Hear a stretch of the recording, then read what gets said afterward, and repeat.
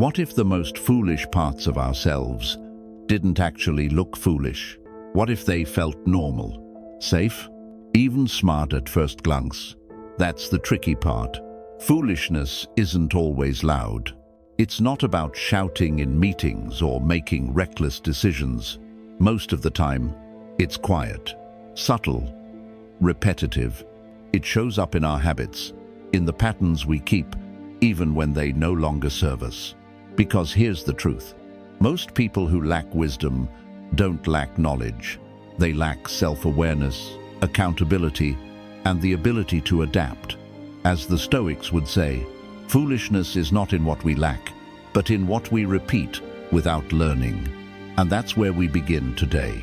In this video, we're going to explore 6 clear signs of a foolish mindset. Not to judge anyone, not to label or shame, but to recognize the patterns that keep us small and to learn how to break them with clarity, humility, and strength. Each sign comes with a real-life story, a Stoic insight, and a better way forward, so you can spot these traps early and walk a wiser path. Let's get into it. Wisdom doesn't need to raise its voice. It doesn't need to dominate a room. And it doesn't live in big words or complicated theories. True wisdom shows up in how you respond. When you're challenged, when you've failed, when someone disagrees with you, that's when your habits either protect you or expose you. This isn't a list about intelligence. It's about awareness, about the quiet ways we sometimes sabotage our own growth, and how Stoic thinking can lead us back to balance. Because the Stoics didn't care about who was the smartest. They cared about who was most disciplined, most grounded, most capable of evolving.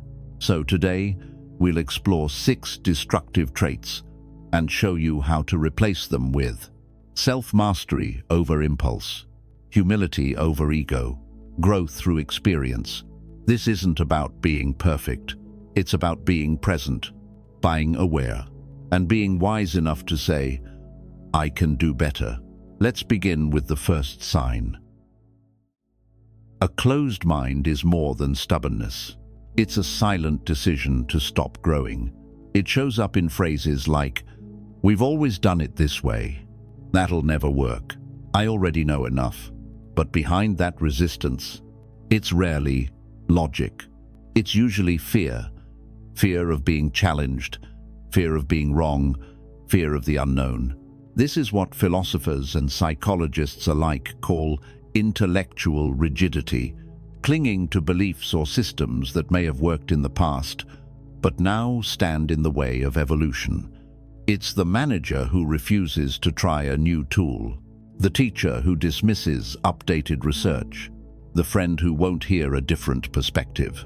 As the Stoics taught, true wisdom doesn't defend what it knows, it updates what it understands. Let me ask you something. Am I resisting this because it's wrong, or just because it's unfamiliar? That question alone can open doors you didn't know were locked. I once worked with someone who ran his department like a time capsule, same process for 10 years. Any suggestion for improvement was seen as an attack. As a result, his team fell behind. Talented people left. Morale dropped. And instead of evolving, he doubled down on blame. But here's what wise people do differently. They don't assume that old means bad, but they also don't confuse familiar with effective. They listen. They ask questions. And when something new comes along, they don't flinch. They explore it with curiosity, not combat. Because being open-minded doesn't mean lacking conviction. It means being brave enough to say, maybe there's something here I haven't seen yet. And that's where wisdom begins. Not in having all the answers, but in being willing to learn, again and again. One of the clearest signs of a foolish mindset is this. Blame always goes outward. When something goes wrong, it's the boss's fault, the market, the weather, the coworker, The timing, the system, everything and everyone, except you. And on the surface, it can sound convincing, justified even. But here's the quiet truth. The more you blame, the more you give away your power. And many people avoid taking responsibility, not because they're lazy, but because they confuse responsibility with punishment. They think, if I admit it was my fault, then I'm weak. I've failed. I deserve the shame. But Stoic thinking flips that completely. You cannot control what happened, but you can control how you respond to it. Responsibility, in Stoic philosophy, isn't about self-attack. It's not about guilt. It's about ownership. And ownership is how change begins. Let me give you a better question than, who's to blame? Instead ask, where did I have influence, even if just a little? Because even a sliver of responsibility gives you leverage, a starting point, a way forward. I once worked with someone who lost a big contract, and every explanation began with, "It wasn't me." Marketing was slow. The client was difficult. The timeline was rushed. But here's the thing. He never once asked himself how he could have communicated better, planned further ahead, or adapted faster. And because of that, he never grew. Meanwhile, the man who says, "I didn't cause all of it, but here's where I could have done better," is already on the path to wisdom. Because blame locks you in place. But responsibility, that moves you forward. There's a difference between confidence and arrogance, but the foolish often confuse the two. Arrogance shows up as constant interruption, over-talking, mocking others' ideas, flexing intelligence like it's a badge to be polished in every conversation. This is the smartest in the room syndrome. It's when someone is so determined to prove they're right, they leave no room to learn, no space to listen, and no one around them feels valued, only dismissed. The Stoics saw this clearly. Humility is the mark of a mind still alive. Arrogance? That's a mind that's already stopped growing. I once knew a manager who walked into every meeting as if it were a debate to win. He talked over people, ridiculed feedback, and when a project failed, he blamed the team for not getting it. But when you peel back that behavior, you find fear. Fear of being challenged. Fear of not knowing. Fear of being irrelevant. Because here's the truth. Confidence whispers. Arrogance shouts. One says, "Let's grow." The other says, "I already know." If you ever catch yourself needing to dominate a room, to have the last word, pause and ask, am I here to win or am I here to learn? That single shift turns ego into insight. Because the truly wise don't need to win arguments. They want to win understanding. They seek progress, not praise. And they know something arrogance never will. Listening doesn't make you smaller, it makes you deeper. One of the most revealing signs of a foolish person, a lack of empathy. Not because they're cruel, but because they're disconnected. They rush to judgment. They value outcomes over people. They miss what's happening beneath the surface because they're only looking at the surface. And the result? They may get short-term results, but they lose long-term trust. Take this story. A team I worked with once had a manager named Carl. Efficient, structured, high-performing.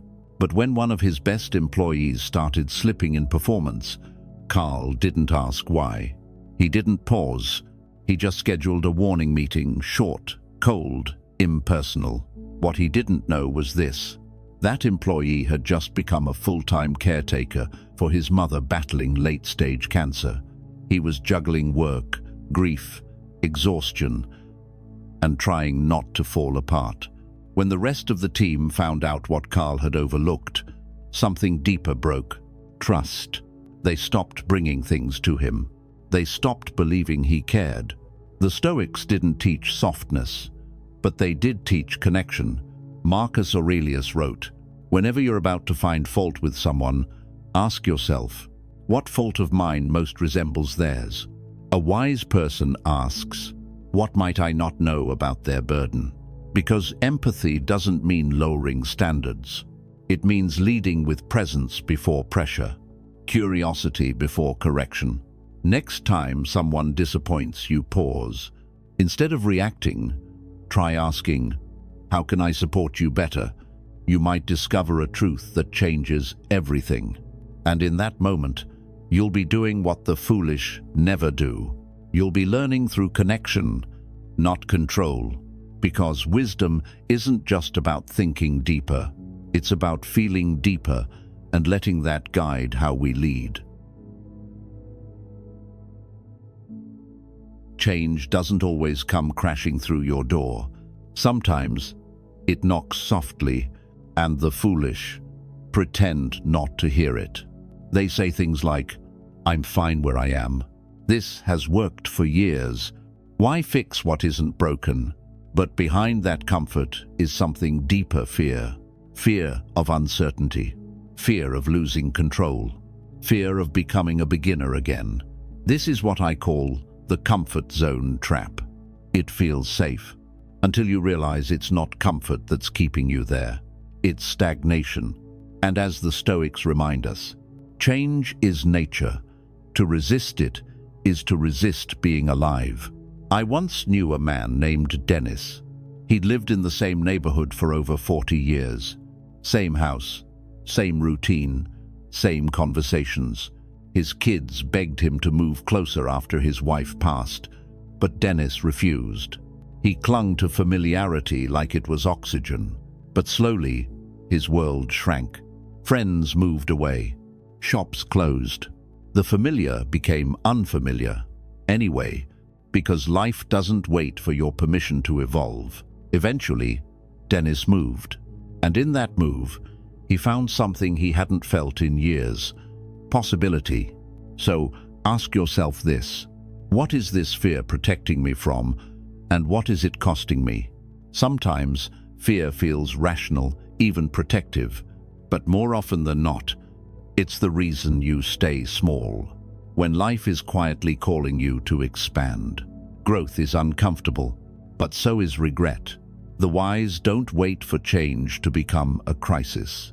They learn to flow with it, to treat discomfort as a compass, not a danger sign, because nothing new lives inside what's always been. There's a type of foolishness that sounds smart, but reveals itself the longer it speaks. It's the kind that fills every silence, dominates every room, and interrupts before understanding. The foolish don't listen. They wait for their turn to speak. They confuse talking with influence, but what they're really doing is repeating what they already know, over and over again. And as the Stoics would say, if you only talk, you only repeat. But when you listen, you grow. I once sat in on a leadership meeting with a man named Jack. Every discussion became a monologue. He had an answer for everything, even questions no one had asked. People stopped offering ideas, not because they had none, but because they knew he wouldn't hear them anyway. What Jack didn't realize was that his need to speak wasn't a sign of strength. It was a sign of insecurity in disguise. Because real wisdom, it doesn't fight for airtime. It listens for insight. And silence? It's not weakness. It's unspoken strength waiting for the right moment. So here's a practical shift. Next time you're in conversation and someone shares an idea, instead of jumping in, say, "Here's what I hear you're saying." Not only does it slow you down, it shows them you're actually listening, that you're there to connect, not just perform. And in that pause, that deliberate choice to receive instead of react, you start building something most people never do. Respect, clarity, growth. because anyone can talk, but the one who listens, they become unforgettable. Let's be honest. We've all been there. We've all clung to old ways, snapped to feedback, ignored change, talked more than we listened. These signs don't make you foolish. They make you human. But what does define you is what you choose to do next. As the Stoics taught, wisdom begins the moment you stop defending who you were and start becoming who you could be. Growth isn't loud. It doesn't need a spotlight. It begins quietly, with one honest moment of reflection and one decision to do better. So if any part of this hit home, if you saw even one habit you're ready to outgrow, type evolving in the comments. Let that single word be your quiet signal. You're not finished. You're just getting started. And when you're ready to go further, watch next. Emotional discipline for modern Stoics. The dangerous power of strategic humility. Thank you for walking this path with me. Let's keep growing one clear step at a time.